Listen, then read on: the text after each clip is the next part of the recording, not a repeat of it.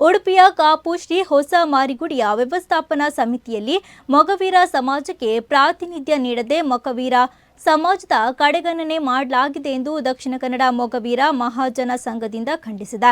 ಕಾಪು ಶ್ರೀ ಹೊಸ ಮಾರಿಗುಡಿಯ ವ್ಯವಸ್ಥಾಪನಾ ಸಮಿತಿಯಲ್ಲಿ ಹಿಂದಿನಿಂದಲೂ ಮೊಗವೀರ ಸಮಾಜಕ್ಕೆ 2 ಪ್ರಾತಿನಿಧ್ಯ ನೀಡಲಾಗ್ತಾ ಇತ್ತು.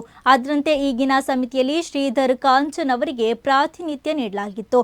ಆದರೆ ಶ್ರೀಧರ್ ಕಾಂಚನ್ ಅವರು ಅಕಾಲಿಕವಾಗಿ ದೈವಾಧೀನರಾಗಿದ್ದು ಅವರ ಸ್ಥಾನಕ್ಕೆ ಮೊಗವೀರ ಸಮಾಜಕ್ಕೆ ಪ್ರಾತಿನಿಧ್ಯ ನೀಡದೆ ಬೇರೆ ಸಮಾಜದವರನ್ನ ಆಯ್ಕೆ ಮಾಡಿ ಕಾಪು ಕ್ಷೇತ್ರದಲ್ಲಿ ಬಹುಸಂಖ್ಯೆಯಲ್ಲಿರುವ ಮೊಗವೀರ ಸಮಾಜಕ್ಕೆ ಅವಮಾನ ಮಾಡಲಾಗಿದೆ ಎಂದು ಸಂಘ ದೂರಿದೆ.